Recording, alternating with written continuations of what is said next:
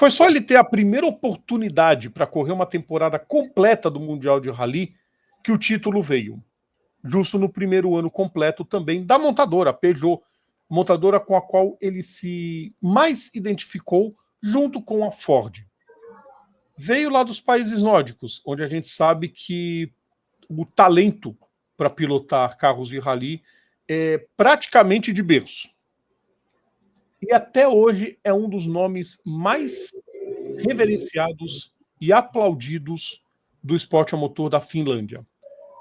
Chegou a hora da gente falar dos personagens da história. Hoje, homenageando Marcus Grönholm, a gente vai começar a contar um pouquinho dele agora. Os grandes nomes do esporte a motor no quadro Personagens da História. Personagens da História. Marcus Grönholm nasceu na cidade de Kauniainen, uma cidade minúscula na Finlândia, no dia 5 de fevereiro, exatamente no dia dessa live, de 1968. Ele já viveu no mundo das corridas desde pequeno porque o pai dele, o Ulf Grönholm, era um dos principais pilotos de rally na Finlândia durante os anos 70. Infelizmente, o Ulf faleceu enquanto treinava para um rally, no dia 25 de fevereiro de 81. Aí o Marcus começou a correr. Logo depois que o seu pai se foi, ele começou a correr em campeonatos locais de motocross. Era bom piloto em duas rodas, tinha muito talento, só que ele era muito alto. E o que acontecia, pessoal? Ele sofria muito com o joelho batendo no guidão das motos. Aí ele sofreu um acidente bem sério em 86 e prejudicou o seu joelho. E aí ele falou, não, as motos não dá mais para mim, vou correr de rally. E aí foi seguir a carreira que seu pai fez sucesso. Ele começou estreando em 87, com o Ford Escort. Logo de cara ali, junto com o primo dele, o Sebastian Lindholm, também competia no rally, e acabou o Marcus conhecendo o Timo Rautiainen, que virou o seu copiloto até o fim da carreira. Pra você ter ideia. Aí o Marcus apresentou a irmã. Olha isso, Eric. O Marcus apresentou a irmã dele, a Michaela Grönholm, pro Timo. O Timo casou com ela. Ou seja, não era só o copiloto, era o cunhado do lado. Danadinho, hein? Aí vieram os outros anos. O que acontece? Durante todo esse tempo, ele ganhou o campeonato finlandês júnior de rally, já tinha uma lista gigante de pilotos gigantes, monstruosos, que a Noruega, a Suécia e a Finlândia estavam revelando para o mundo. E o Marcus botou na cabeça que ia ser um dos grandes. E foi. Até 98, ele competia em campeonatos locais. Como eu falei, ele ganhou o campeonato júnior. Foi campeão finlandês de rally, principalmente na categoria N, em 91 com o Toyota Celica, quando ele começou a correr de Toyota no Mundial de Rally. Mas ele só disputava algumas provas.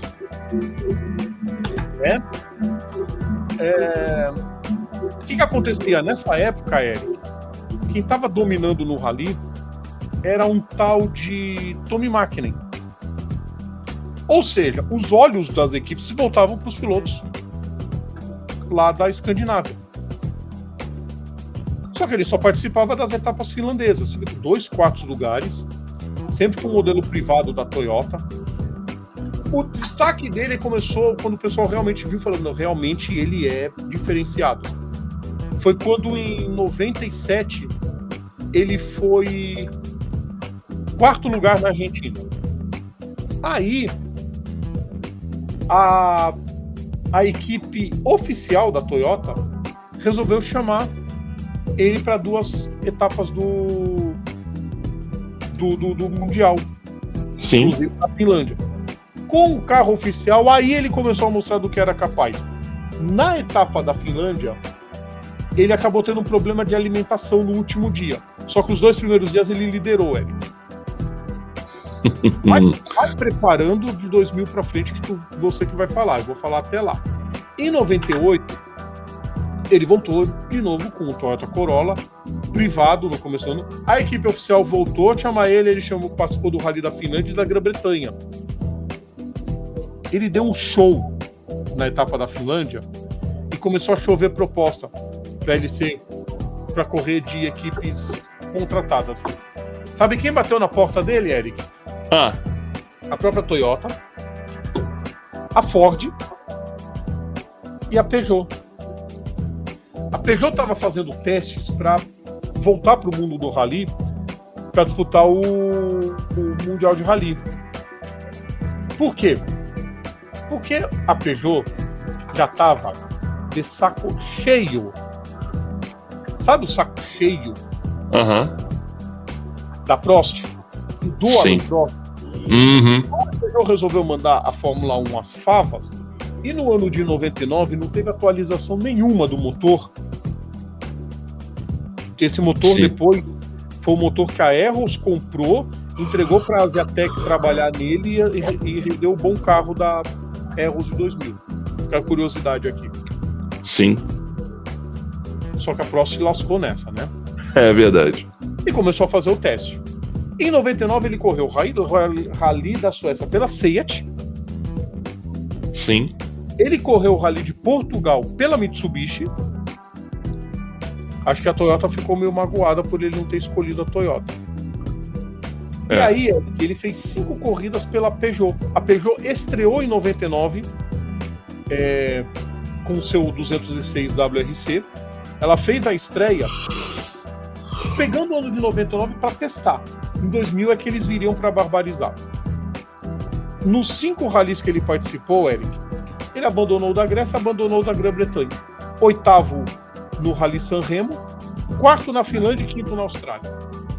5 pontinhos, 15ª colocação no campeonato, não tinha sido o melhor resultado dele, em 96, correndo 2 rallies, ele ficou em 10º.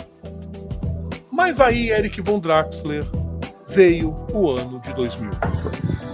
Aí veio o século XXI, se bem que na verdade 2000 não é século XXI, mas enfim.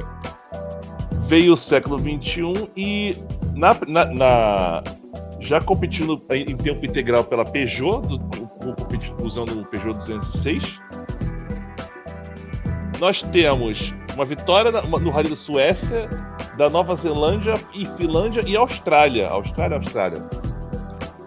Fechando com 65 pontos e o título da temporada. Competindo com gente do mais alto nível, como Tommy Mäkinen. Vamos lá, só para pegar Colin McRae e Richard Burns. Sim.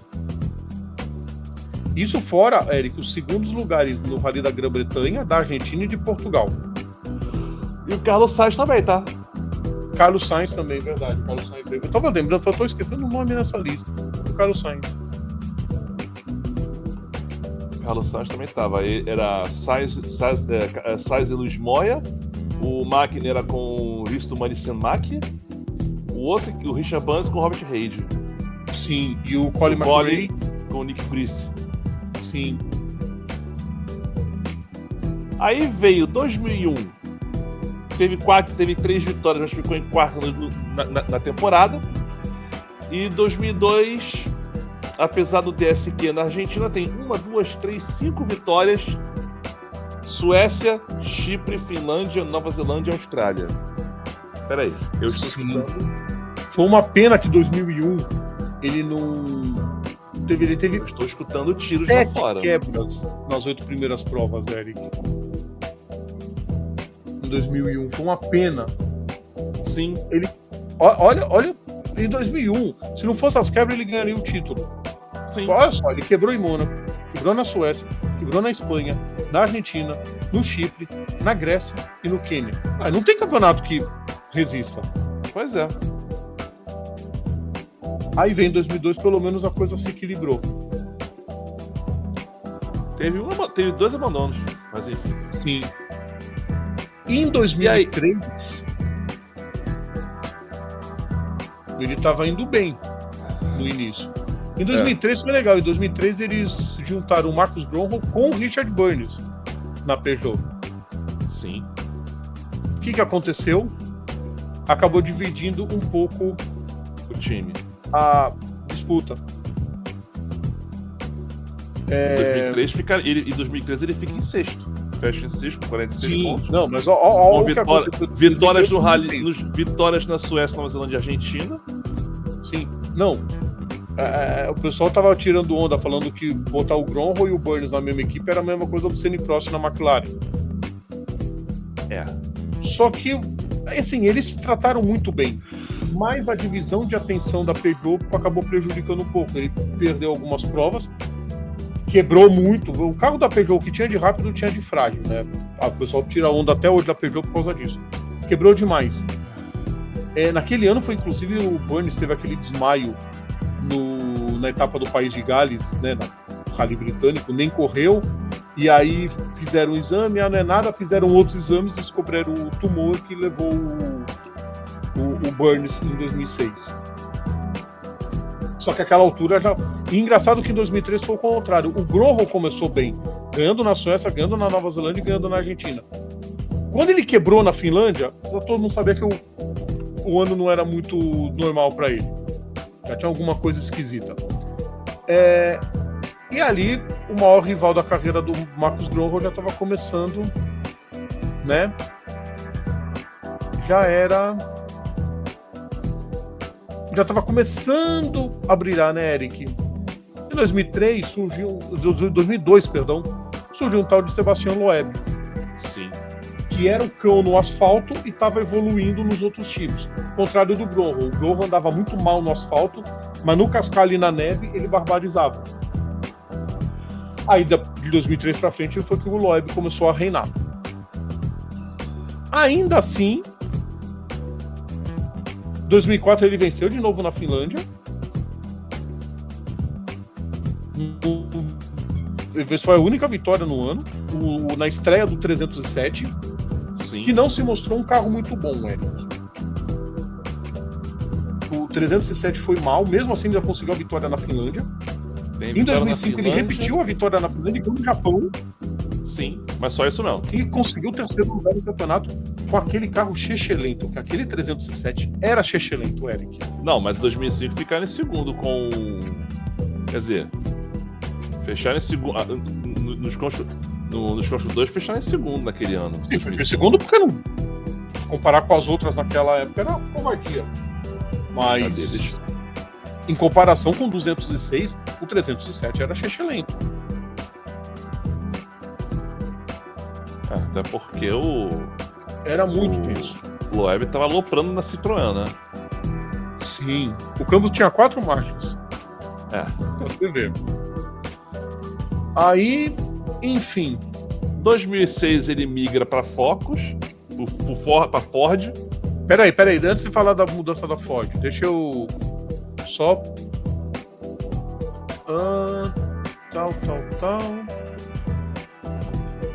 Não, eu quero contar sobre o que aconteceu com no final, porque aquele desempenho já ia fazer a Peugeot cair fora. Ela já tinha anunciado o fim dela em 2005. Sim. E aí o que aconteceu?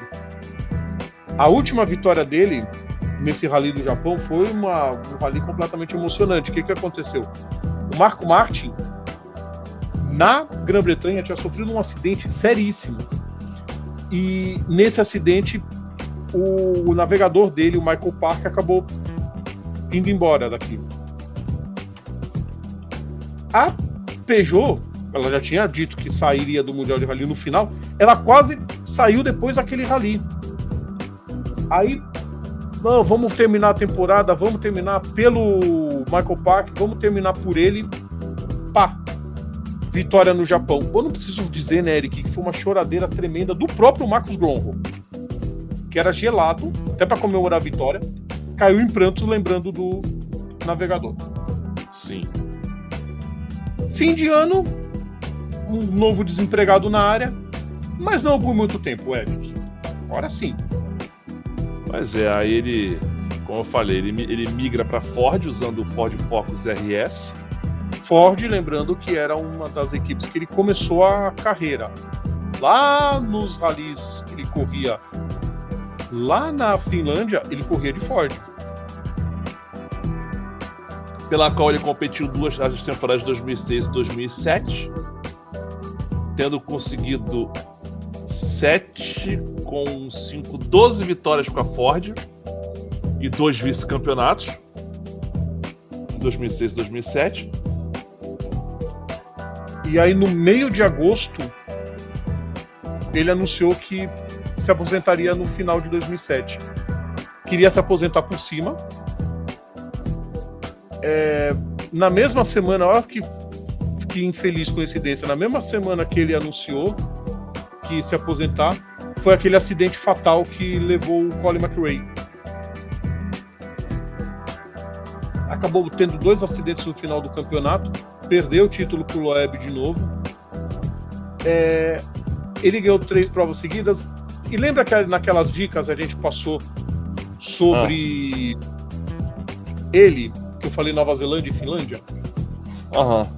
Ele até hoje é o recordista de vitórias na Finlândia. Ele é o recordista de provas de vitórias na Finlândia e ele tem a maior média de vitórias nos ralis da Nova Zelândia. Ele não é o maior vencedor na Nova Zelândia, mas na média é o dele. De participações e vitórias, ninguém supera. E vai demorar muito para alguém superar o Grom na Nova Zelândia.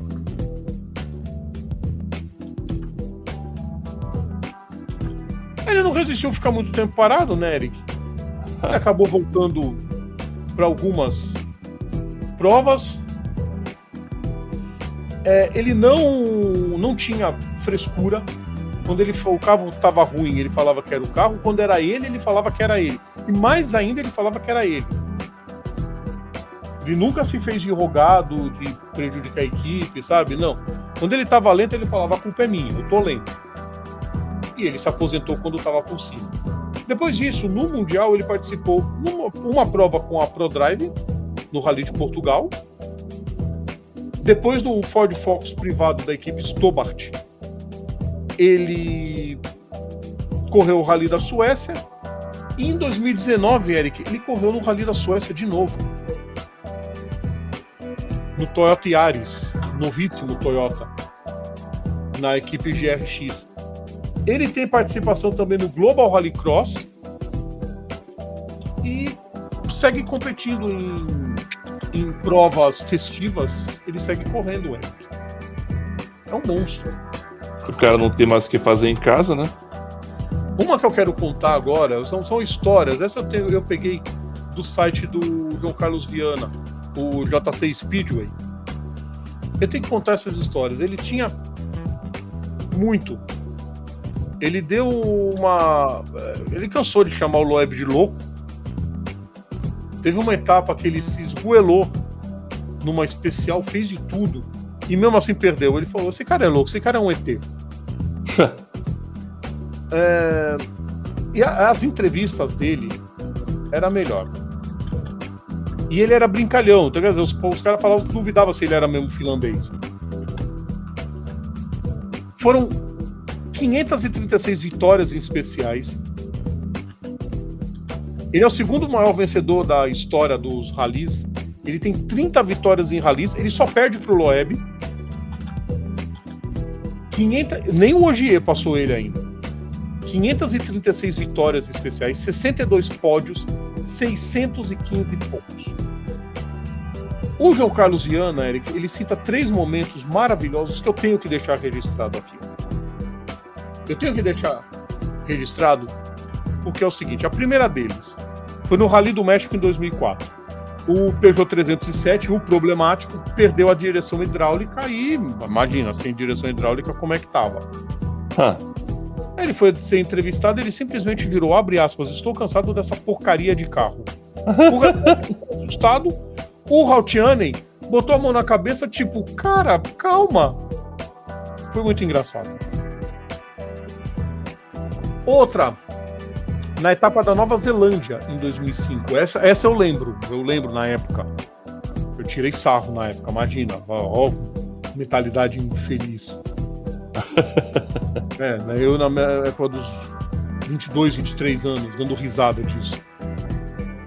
Lá na Nova Zelândia ele estava liderando, né, aquela briga tremenda junto com o Loeb, né? Imagina, ele se esgoelando, já não era um garotinho.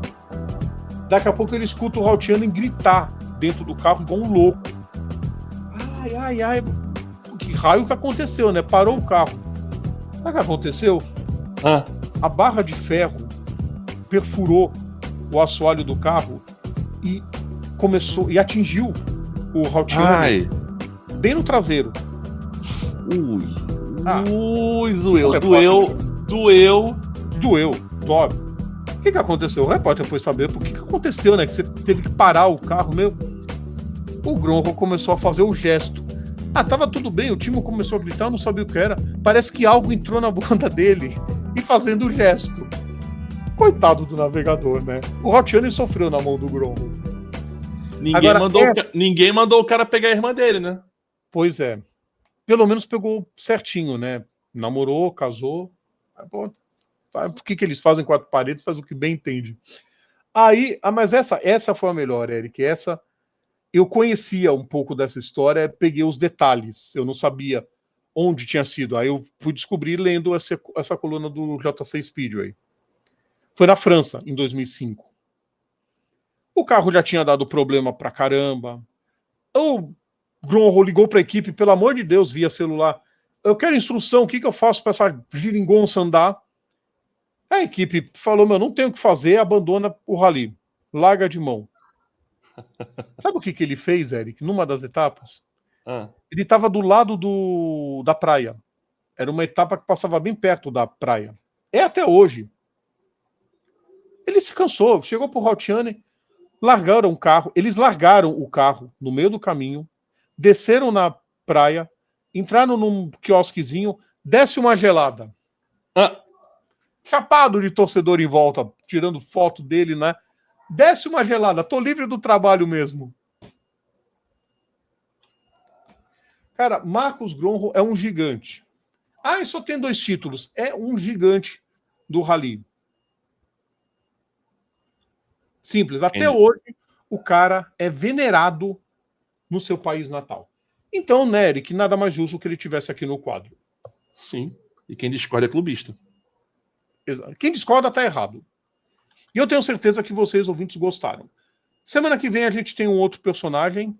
Então, na semana que vem, voltam os personagens da história.